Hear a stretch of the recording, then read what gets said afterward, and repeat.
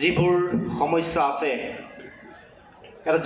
জাতিসত্তাৰ আত্মপ্ৰতিষ্ঠাৰ এই মহাসংগ্ৰামত ছাত্ৰ সন্থাই যাতে জাতিটোক অসমৰ সমাজখনক আৰু সামগ্ৰিকভাৱে মানৱ সভ্যতা মানৱ সমাজক অতি শক্তিশালী বলিষ্ঠভাৱে আমি যাতে আগবঢ়াই লৈ যাব পাৰোঁ তাৰ কাৰণে আপোনালোকৰ পৰা আশীৰ্বাদ শুভাশীষ মই প্ৰথমে কামনা কৰিছোঁ। তাৰ লগে লগে ইয়াত উপস্থিত থকা প্ৰতিগৰাকী ব্যক্তিলৈ মৰমৰ ছাত্ৰ ছাত্ৰী বন্ধু বান্ধৱীসকললৈ বিশেষকৈ নৱাগত ছাত্ৰ ছাত্ৰীসকললৈ মই আন্তৰিক শুভেচ্ছা জনাইছোঁ, অভিনন্দন জনাইছোঁ। আশা ৰাখিছোঁ যি সপোন আৰু যি আশা লৈ এই মহাবিদ্যালয়ৰ পবিত্ৰ ভূমিত নৱাগত ছাত্ৰ ছাত্ৰীসকলে ভৰি দিলেহি, সেই আশা সেই সপোন বাস্তৱ ৰূপ পাব তেখেতসকলৰ আৰু তেওঁলোকে ভবাৰ ধৰণে এই মহাবিদ্যালয়ৰ পবিত্ৰ বুকুৰ পৰা তেওঁলোকে এগৰাকী মানুহক এগৰাকী মানৱ সম্পদক প্ৰয়োজনীয় যিবোৰ সমল এগৰাকী মানুহক মানুহ হিচাপে পূৰ্ণাংগ মানুহ হিচাপে জীয়াই থাকিবলৈ লগা সকলো ধৰণৰ সমল এই মহাবিদ্যালয়ৰ পবিত্ৰ বুকুৰ পৰা তেওঁলোকে ল'ব পাৰিব। এগৰাকী মানুহক জ্ঞানৰ জেউতিৰে নিজকে উজ্বলাই তুলিবলৈ লগা সকলো ধৰণৰ মৌ মুকুতা বিভিন্ন ধৰণৰ সমল এই মহাবিদ্যালয়ৰ বুকুৰ পৰা তেওঁলোকে আহৰণ ল'ব পাৰিব আৰু তেওঁলোকে নিজৰ জীৱন জ্ঞানৰ জেউতিৰে উজ্বলাই তোলাৰ উপৰিও তেওঁলোকে যাতে সমাজ জাতি মানৱ সমাজ আৰু মানৱ সভ্যতাক জ্ঞানৰ জেউতিৰে যাতে জিলিকাই তুলিব পাৰে আৰু সেই জ্ঞান আৰু শিক্ষাৰ সমল এই মহাবিদ্যালয়ৰ বুকুৰ পৰা যাতে তেওঁলোকে আহৰণ কৰিব পাৰে তাকে আমি কামনা কৰিছোঁ, আশা ৰাখিছোঁ আৰু তাৰে শুভেচ্ছা আৰু অভিনন্দন মই জনাইছোঁ। 1978 চনত প্ৰতিষ্ঠা হোৱা এইখন মহাবিদ্যালয়, যিখন মহাবিদ্যালয় সন্মানীয় অধ্যক্ষ মহোদয়ে কোৱাৰ দৰে জৰাজীৰ্ণ এটা অঞ্চল য'ত জাবৰ জোঁথৰেৰে ভৰি থকা এটা অঞ্চলৰ পৰা এই মহাবিদ্যালয় প্ৰতিষ্ঠা হ'ল। সেই সময়ত এই অঞ্চলৰ ৰাইজ জ্ঞান অন্বেষী বিভিন্ন ব্যক্তি সন্মানীয় শিক্ষা প্ৰতিষ্ঠাকালৰ সন্মানীয় শিক্ষাগুৰু অধ্যক্ষ উপাধ্যক্ষৰ প্ৰচেষ্টাত তেওঁলোকৰ এটাই লক্ষ্য আছিল যে এই অঞ্চলৰ যিসকল ছাত্ৰ ছাত্ৰী যুৱক যুৱতী আছে এই অঞ্চলৰ উপৰিও গুৱাহাটী বা অসমৰ বিভিন্ন প্ৰান্তৰ যিসকল শিক্ষানুৰাগী যিসকল ৰাইজ ছাত্ৰ ছাত্ৰী আছে তেওঁলোকক যাতে উচ্চ শিক্ষাৰ বাট দেখুৱাব পাৰে, তেওঁলোকৰ শৈক্ষিক বিদ্যায়তনিক যাত্ৰাত তেওঁলোকক যাতে বাট দেখুৱাব পাৰে সেই লক্ষ্য চিন্তা লৈ তেওঁলোকে এই মহাবিদ্যালয় ইয়াত প্ৰতিষ্ঠা কৰিলে আৰু এই মহাবিদ্যালয়ে 40টা বসন্ত অতিক্ৰম কৰি 41 বছৰত ভৰি দিছেহি। অৰ্থাৎ 41টা বছৰ অতিক্ৰম কৰা এইখন মহাবিদ্যালয় যি আশা লৈ এই অঞ্চলৰ ৰাইজে সুধী সমাজে জ্ঞান অন্বেষী ৰাইজে ইয়াত এই বিদ্যালয়ৰ অংকুৰণ কৰিছিল, এই বিদ্যালয় আৰম্ভ কৰিছিল, সেই মহাবিদ্যালয়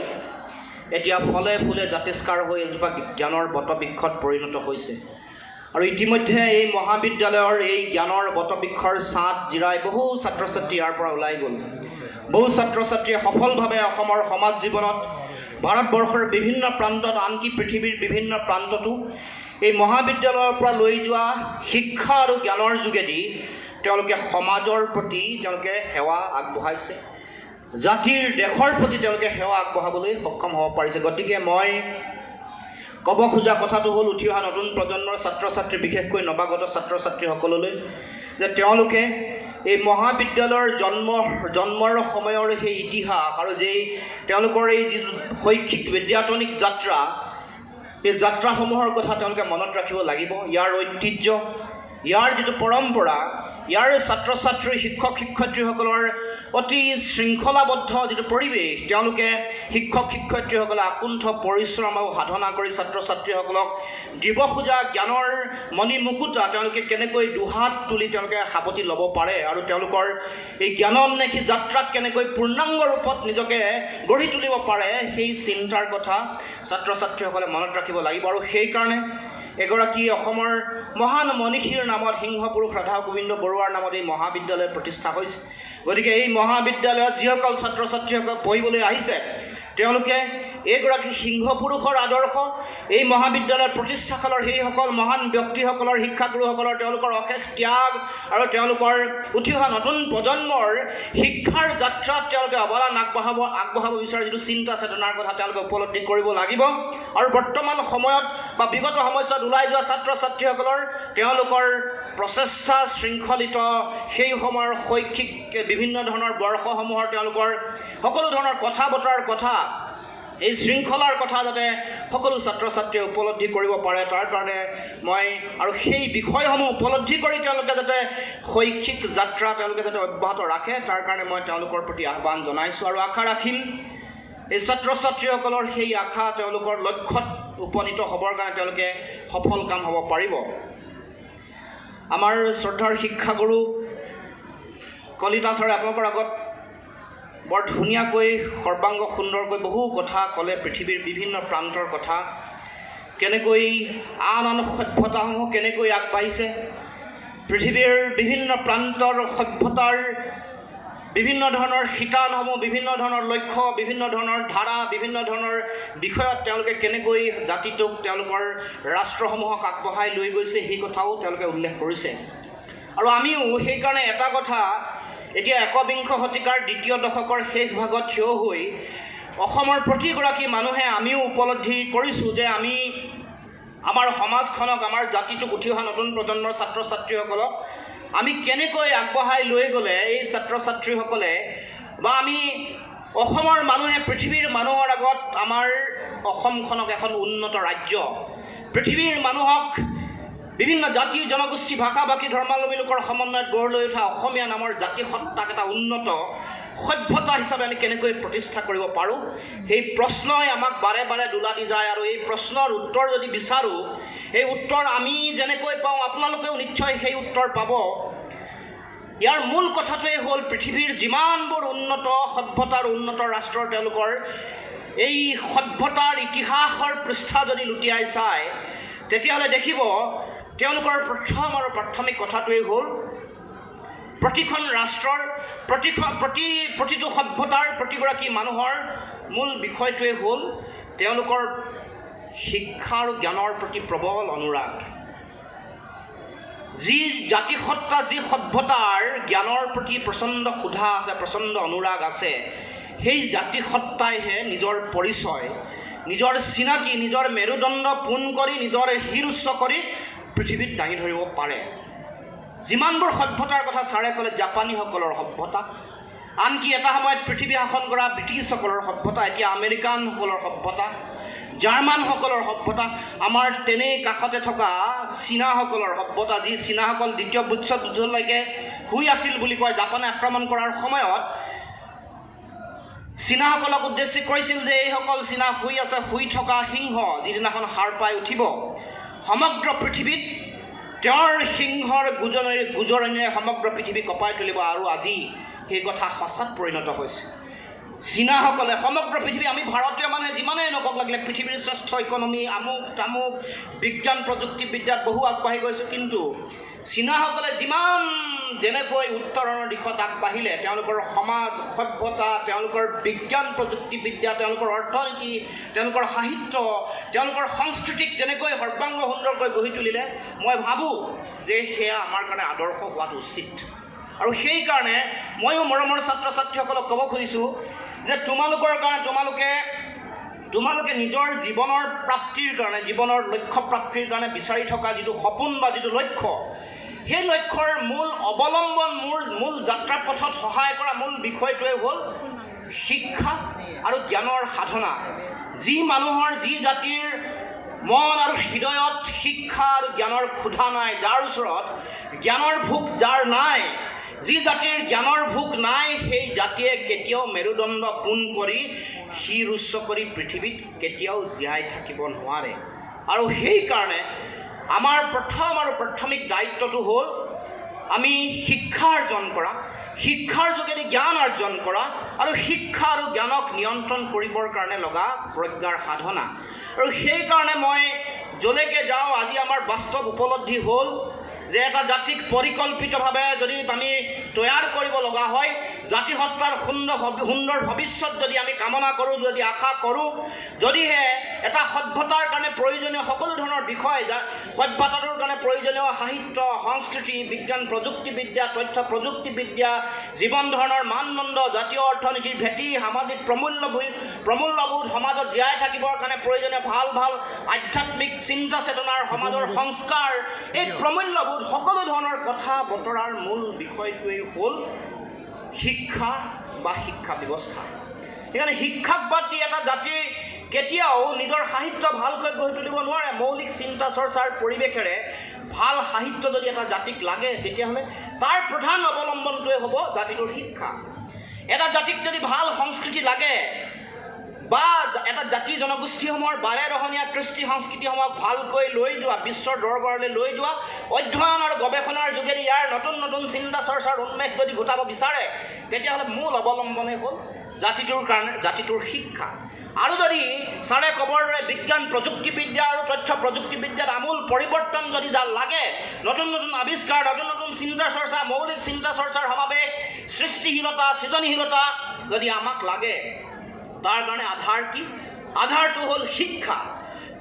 আমাক যদি আমাৰ ভাষাসমূহক যদি আমি জীয়াই ৰাখিব লগা হয়,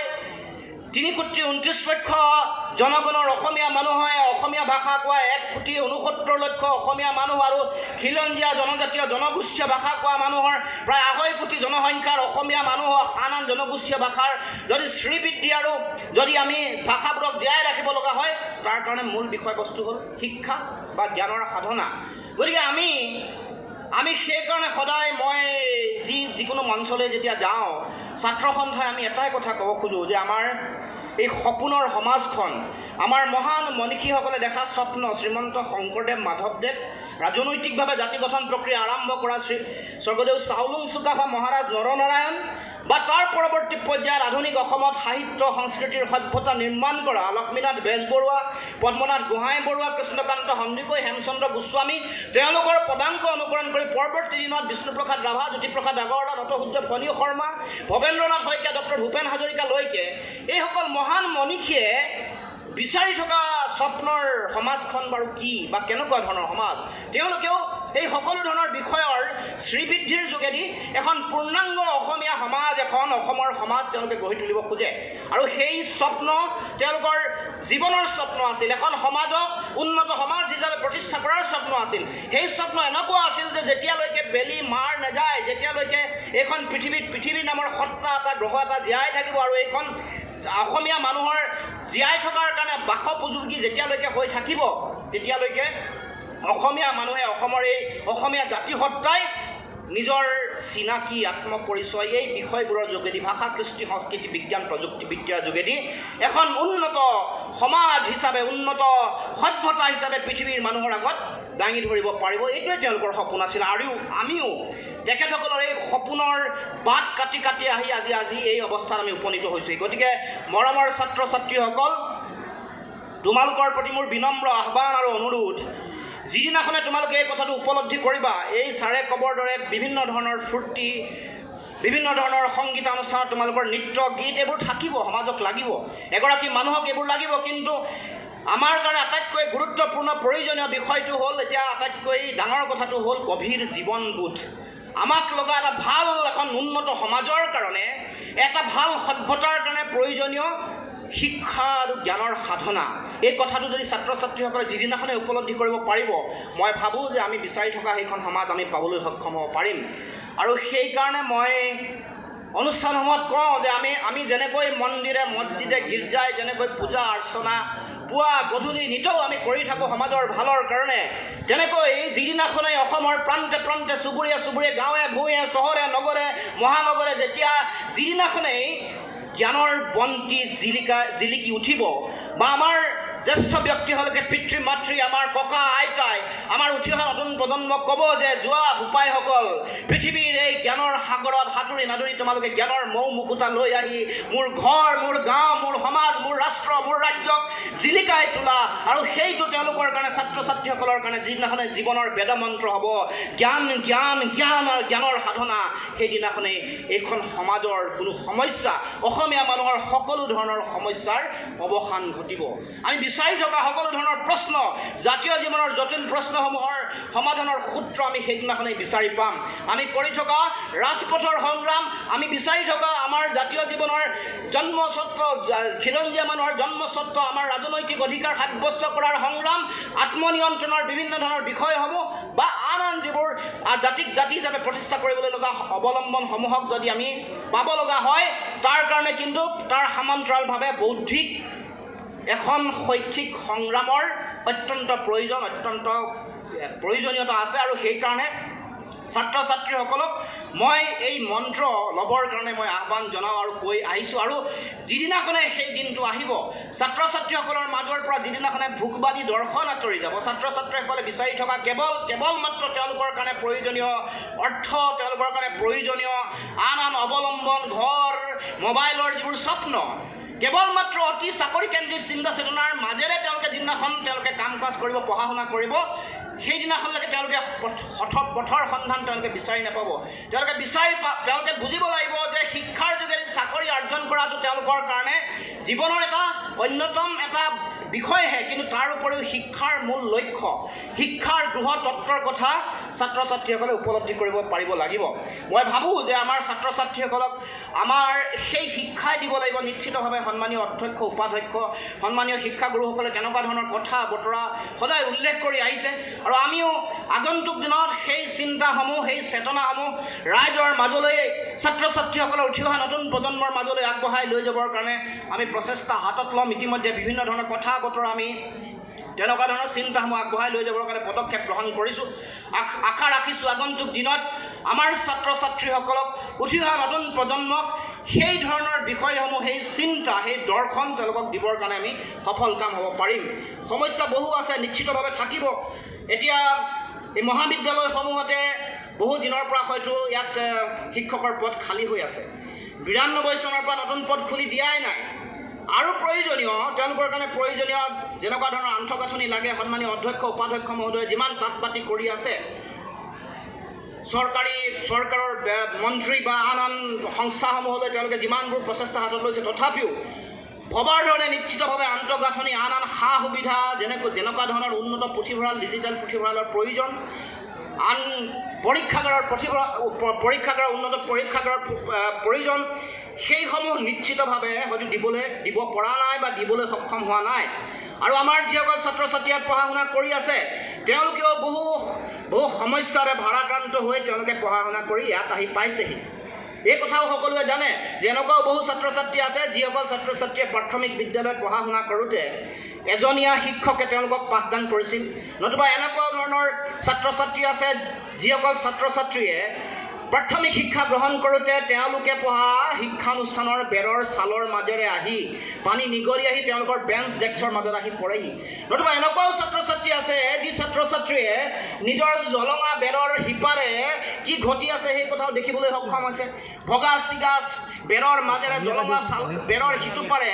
কোনোৱে কি কৰি আছে ৰাস্তাৰ মাজেৰে কোন পাৰ হৈ গৈছে খেতিয়কে খেতি কৰিছে নেকি এনেকুৱা পৰিৱেশ পৰিস্থিতিৰ মাজেৰেও আমাৰ ছাত্ৰ ছাত্ৰীসকলে পঢ়া শুনা কৰিছে এনেকুৱাও ছাত্ৰ ছাত্ৰী আছে যিসকল ছাত্ৰ ছাত্ৰীয়ে মাধ্যমিক শিক্ষা স্তৰত বা উচ্চতৰ মাধ্যমিকৰ স্তৰসমূহত তেওঁলোকে বিষয় শিক্ষক অবিহনে ইংৰাজী অংক আৰু গণিতৰ বিষয় শিক্ষক অবিহনে মাধ্যমিক শিক্ষা গ্ৰহণ কৰিছে উচ্চতৰ মাধ্যমিক স্তৰতো বহু বিষয় শিক্ষকৰ অভাৱ ৯৭ চনলৈকে স্থায়ী অধ্যক্ষ নাছিল মই ইতিমধ্যে ক'বৰ দৰে পৰীক্ষাগাৰ পুথিভঁৰাল এইবোৰৰ অৱস্থাটো অত্যন্ত শোচনীয় আছিল গতিকে এনেকুৱা ধৰণৰ প্ৰত্যাহ্বান জটিলতাৰ মাজত আমাৰ ছাত্ৰ ছাত্ৰীসকলে পঢ়া শুনা কৰিছে আনকি বান আক্ৰান্ত অঞ্চলসমূহত তেওঁলোকৰ বাসগৃহ তেওঁলোকৰ বিদ্যালয় অত্যন্ত ভাগি পৰাৰ কাৰণে বা ধ্বংসস্তূপত পৰিণত হোৱাৰ কাৰণে ১৫ৰ পৰা ৪৫ দিন শিক্ষাদিন হেৰুৱাব লগা হৈছে অৰ্থাৎ আমাৰ ছাত্ৰ ছাত্ৰীসকলে যে ইমান প্ৰত্যাহ্বান জটিলতা আৰু তেওঁলোকৰ ইমান সমস্যাৰ মাজেৰে শিক্ষা গ্ৰহণ কৰিছে এই কথাটো সত্য কিন্তু তথাপিও আমাৰ ছাত্ৰ ছাত্ৰীসকলে মনত ৰাখিব লাগিব যে য'ত সংকট আছে য'ত সমস্যা আছে য'ত জটিলতা আছে তাৰ মাজতে সম্ভাৱনা লুকাই আছে ছাৰে যে উদাহৰণ দিলে জাপান আপোনালোকে জানে যে জাপান জাপানৰ বছৰটোৰ বিভিন্ন সময়ত চুনামি আহি থাকে, ভূমিকম্প কেতিয়া হ'ব তেওঁলোকৰ একো ঠিক নাই।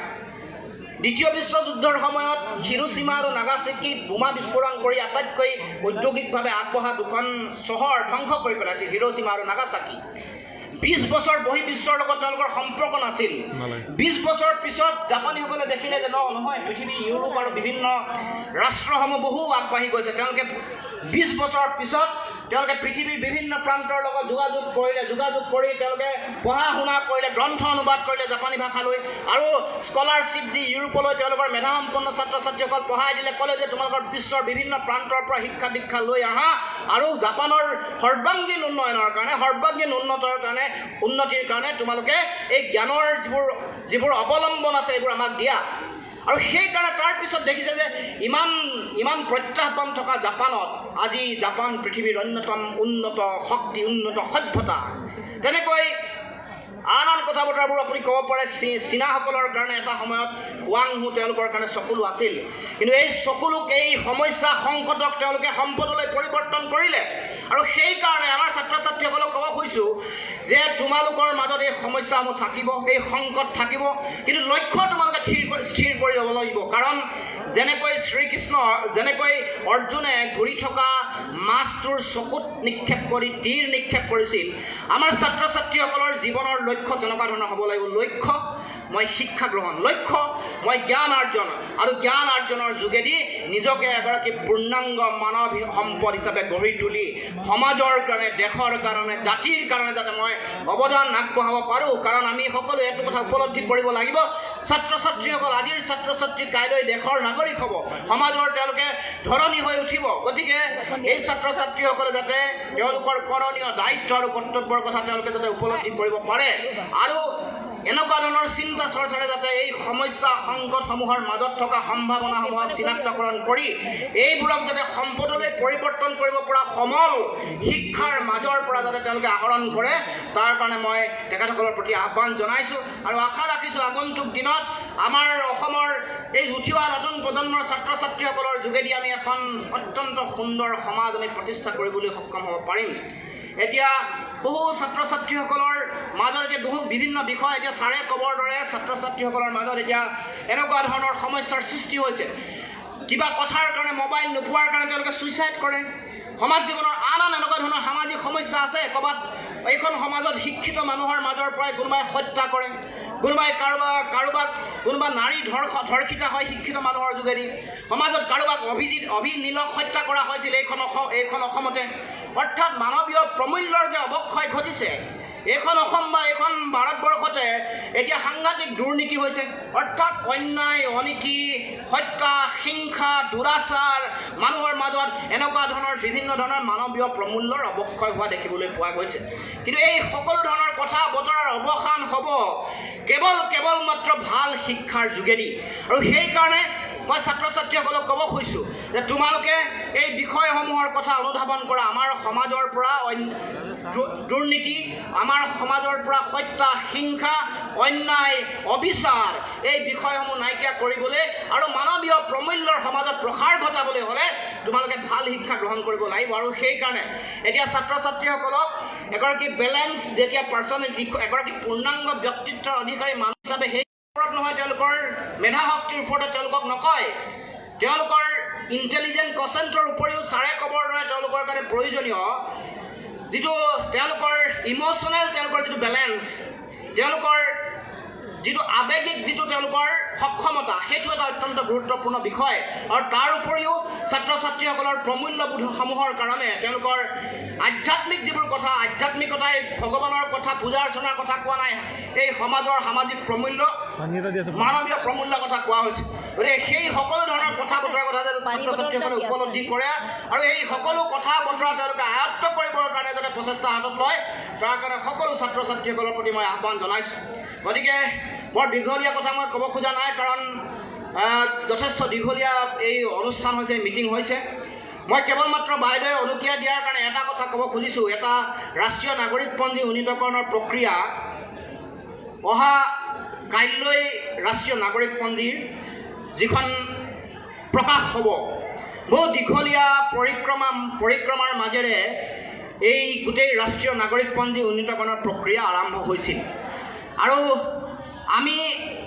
বাইদেৱে ক'বৰ দৰে জাতিটোৱে আমি বিচাৰিলেই কিবা এটা কথা সহজে আমি পোৱা নাই, আৰু ছাত্ৰ ছাত্ৰীসকলেও সহজে নাপায়। এই কথাটো তেওঁ ৰেফাৰেঞ্চ দিব কৈছে যে যেনেকৈ আমি ৰাষ্ট্ৰীয় নাগৰিকপঞ্জীখন পাবৰ কাৰণে বহু দিন মানুহে নিজৰ জীৱনৰ সৰ্বোচ্চ ত্যাগ কৰিলে, শ্বহীদ বৰণ হ'ল, সংগ্ৰাম কৰিব লগা হৈছে, ন্যায়িক সংগ্ৰাম কৰিব লগা হৈছে, ৰাজপথৰ সংগ্ৰাম কৰিব লগা হৈছে, আৰু অত্যন্ত প্ৰণিধানযোগ্যভাৱে এগৰাকী ব্যক্তিৰ উক্তি কাইলৈ 31 তাৰিখে এই ৰাষ্ট্ৰীয় নাগৰিকপঞ্জী প্ৰকাশ হ'ব, আৰু 31 তাৰিখে এইগৰাকী ব্যক্তিয়ে তেওঁৰ চৰকাৰী কাৰ্যকাল শেষ কৰিব। এইগৰাকী অসমৰ ডাইৰেক্টৰ জেনেৰেল অফ পুলিচ কুল শইকীয়া, অসমৰ অত্যন্ত মেধাসম্পন্ন এগৰাকী ব্যক্তি। কেৱল মাত্ৰ পুলিচৰ ডাইৰেক্টৰ জেনেৰেল হৈ থকাই নহয়, আপোনালোকে নিশ্চয় জানি ভাল পাব তেওঁ পৃথিৱীৰ বিভিন্ন বিশ্ববিদ্যালয়ত তেওঁ গেষ্ট ফেকাল্টি হিচাপে যায়। ছিংগাপুৰ ইউনিভাৰ্চিটিলৈ যায়, ভাৰতবৰ্ষৰ IIT কেইখনলৈ যায়, IIM কেইখনলৈ যায়, IIM আহমেদাবাদ, IIM বেংগলোৰলৈ তেওঁ শিক্ষা দিবৰ কাৰণে যায়। আমেৰিকাৰ 2এখন ইউনিভাৰ্চিটিৰ লগতো তেওঁ কলাবৰেশ্যন আছে, তেওঁ পঢ়া শুনা তেওঁ শিক্ষা দিবৰ কাৰণে যায়। গতিকে এই ব্যক্তিগৰাকীৰ কথা মই ৰেফাৰেঞ্চত আনিব খুজিছোঁ। তেওঁ কৰা উপলব্ধি, তেওঁ এই ৰিটায়াৰমেণ্টৰ আগত, তেওঁ অৱসৰ লোৱাৰ আগত অসমৰ মুখ্যমন্ত্ৰীৰ আগত তেওঁ নিজে দিয়া স্বীকাৰোক্তিটো হ'ল এনেকুৱা ধৰণৰ যে যি জাতিয়ে নিজৰ অস্তিত্বৰ কাৰণে সংগ্ৰাম কৰি থাকিব লগা হয়, নিজৰ ভাষা, নিজৰ অধিকাৰ, নিজৰ কৃষ্টি সংস্কৃতি এইবোৰ জীয়াই ৰাখিবৰ কাৰণে, ৰাজনৈতিক অধিকাৰ সুৰক্ষিত কৰিবৰ কাৰণে বছৰ বছৰ ধৰি, দশক দশক ধৰি ৰাজপথত সংগ্ৰাম কৰি থাকিব লগা হয়, সেই জাতিয়ে আন কথা কেতিয়া ভাবিব, কেনেকৈ ভাবিব? এগৰাকী অতি মেধাসম্পন্ন চৰকাৰী বিষয়াৰ যোৱা 40টা বছৰৰ অভিজ্ঞতাৰ উপলব্ধি, তেওঁৰ নিজা উপলব্ধি। গতিকে আমিও ক'ব খুজিছোঁ যে আমি অহা কাইলৈ আমি ৰাষ্ট্ৰীয় নাগৰিকপঞ্জীখন পাম। আমি বহুদিনৰ আগতে কৈছিলোঁ যে বিদেশীমুক্ত এখন ৰাষ্ট্ৰীয় নাগৰিকপঞ্জী, এখন শুদ্ধ ৰাষ্ট্ৰীয় নাগৰিকপঞ্জী জাতিটোৰ কাৰণে এখন ঐতিহাসিক দলিল হ'ব। কাৰণ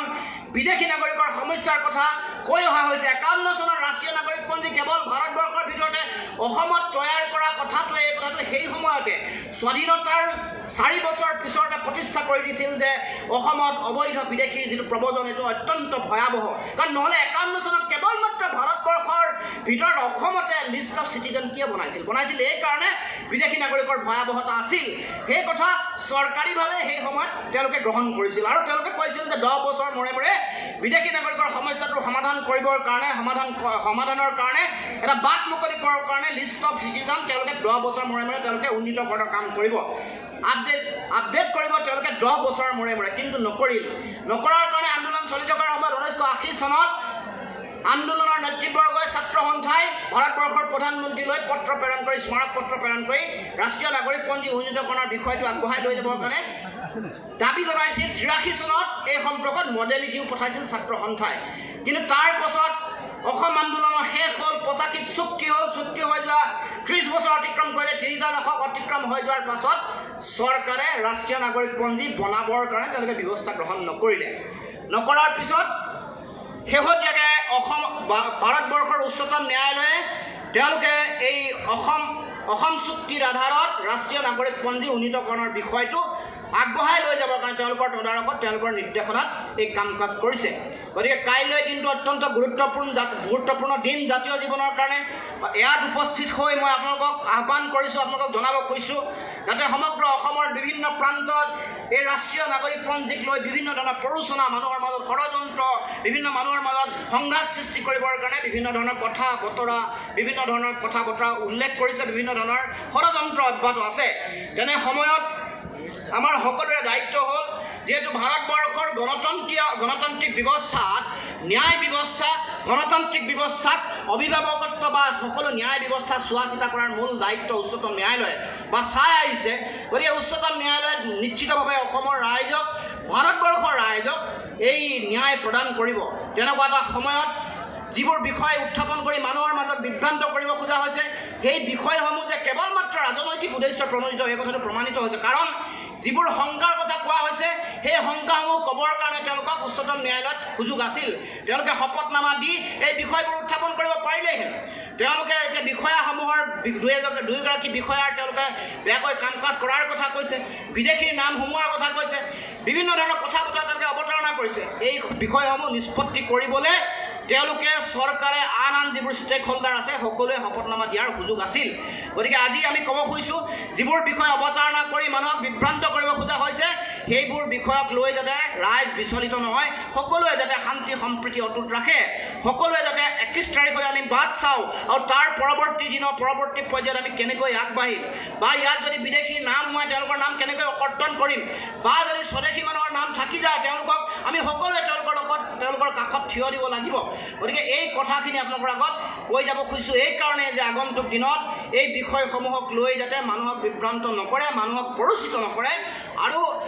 এই এনেকুৱা ধৰণৰ কথা বতৰাৰ যোগেদি মানুহৰ মাজত থকা সমন্বয় শান্তি সম্প্ৰীতি যাতে বিঘ্নিত নহয় তাৰ কাৰণে সকলো পক্ষই প্ৰচেষ্টা হাতত ল'ব লাগিব। আৰু এই ক্ষেত্ৰত ছাত্ৰ ছাত্ৰীসকলৰ ভূমিকা অত্যন্ত গুৰুত্বপূৰ্ণ। গতিকে মই এই বিষয়টো বাইদেউ অনুৰোধ কৰাৰ কাৰণে উল্লেখ কৰিছোঁ। গতিকে আমি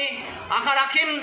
এই ছাত্ৰ ছাত্ৰীসকলে তেওঁলোকৰ সপোন অনাগত দিনত তেওঁলোকে ফলিয়াব, তেওঁলোকে এই মহাবিদ্যালয়ৰ পৰা শিক্ষা গ্ৰহণ কৰাৰ পাছত তেওঁলোকে ভবাৰ ধৰণে তেওঁলোকে বিচৰাৰ ধৰণে তেওঁলোকৰ সপোন আৰু আশাসমূহ তেওঁলোকৰ পূৰণ হ'ব বুলি মই আশা ৰাখিছোঁ। আৰু সকলোকে পুনৰবাৰ এই আহ্বান জনাই ক'ব খুজিছোঁ যে আমি বিচৰা এখন সুন্দৰ অসম, আমি বিচৰা এটা সুন্দৰ ব্যৱস্থা, আমি বিচৰা এখন সংস্কৃতিবান অসমীয়া জাতি সত্তাৰ যি স্বপ্ন আছে এই স্বপ্ন আমি সকলোৱে ফলৱতী কৰিবৰ কাৰণে সক্ষম হ'ব পাৰিম। বিশেষকৈ উঠি অহা নতুন প্ৰজন্মৰ ছাত্ৰ ছাত্ৰীসকল, যিসকল ছাত্ৰ ছাত্ৰীৰ দুটা চকুত জ্ঞান অন্বেষী যাত্ৰাত তেওঁলোকে দুটা চকুত তীৰ বিদায় আছে, মৰমৰ ছাত্ৰ ছাত্ৰীসকলক ক'ব খুজিছোঁ তোমালোকৰ দায়িত্ব যথেষ্ট বেছি। গতিকে আগন্তুক দিনত তোমালোকে আমি সকলোৱে দেখা সেই সপোনৰ সমাজখন, সপোনৰ অসমখন গঢ়ি তুলিবৰ কাৰণে সেই মহান মনীষীসকলে প্ৰতিষ্ঠা কৰি থৈ যোৱা অসমীয়া জাতীয় জীৱনৰ গৌৰৱ উজ্জ্বল বিজয় ধ্বজা, বিজয় নিচান যাতে সৰ্বকালৰ কাৰণে যাতে পৃথিৱীৰ উত্তৰ পূব প্ৰান্তত সগৌৰৱে সদম্ভে নিজৰ স্বাভিমান লৈ যাতে জিলিকি থাকে। আৰু আমি সদায় সৰ্বকালৰ কাৰণে আমাৰ নিজৰ জ্ঞান বুদ্ধি প্ৰজ্ঞা মনীষা সাহিত্য সংস্কৃতিৰ যোগেদি পৃথিৱীৰ মানুহৰ আগত এটা অতি উন্নত আৰু আধুনিক শক্তিশালী জাতিসত্তা হিচাপে যাতে আমি প্ৰতিষ্ঠা কৰিব পাৰোঁ। এদিন যাতে পৃথিৱীৰ উত্তৰ পূব প্ৰান্তৰ এই মানুহৰ মুখলৈ চাই ক'ব পৰা হয় যে পৃথিৱীৰ উত্তৰ পূব প্ৰান্তত এটা জাতিসত্তা আছে, বিভিন্ন জাতি জনগোষ্ঠী ভাষা ভাষী ধৰ্মাৱলম্বী লোকৰ সমন্বয়ত গঢ়ি উঠা এই জাতিসত্তাৰ নাম অসমীয়া জাতিসত্তা। আৰু এই জাতিসত্তা পৃথিৱীৰ মানুহৰ কাৰণে এটা আদৰ্শ জাতিসত্তা, যাৰ ওচৰত ভাল সাহিত্য আছে, যাৰ ওচৰত ভাল সংস্কৃতি আছে, যাৰ ওচৰত ভাল শিক্ষা আৰু জ্ঞান আছে, যাৰ ওচৰত মৌলিক চিন্তা চেতনা সৃষ্টিশীল মনেৰে বিজ্ঞান প্ৰযুক্তিবিদ্যাত ন উদ্ভাৱনেৰে সমাজৰ প্ৰতি তেওঁলোকে অৱদান আগবঢ়াই আহিছে। তেনেকুৱা এটা জাতিসত্তা আমি কামনা কৰিছোঁ, কল্পনা কৰিছোঁ, আশা ৰাখিছোঁ। সেই সপোন সাকাৰ ৰূপ দিবৰ কাৰণে, সেই জাতীয় জীৱনৰ আত্মপ্ৰতিষ্ঠাৰ সেই সংগ্ৰামক অধিক গতিশীল কৰিবৰ কাৰণে আৰু জাতিৰ গৌৰৱ উজ্জ্বল বিজয় নিচান অধিক উচ্চ শিখৰত সগৌৰৱে সদম্ভে জিলিকি ৰাখিবৰ কাৰণে ছাত্ৰ ছাত্ৰীসকলে তেওঁলোকে অহোপুৰুষাৰ্থ কৰিব। এইখিনিকে কৈ পুনৰবাৰ মৰমৰ ছাত্ৰ ছাত্ৰীসকললৈ মই আন্তৰিক শুভেচ্ছা অভিনন্দন জনাই মই মোৰ বক্তব্য সামৰণি মাৰিব খুজিছোঁ। ধন্যবাদ। জয় অসম।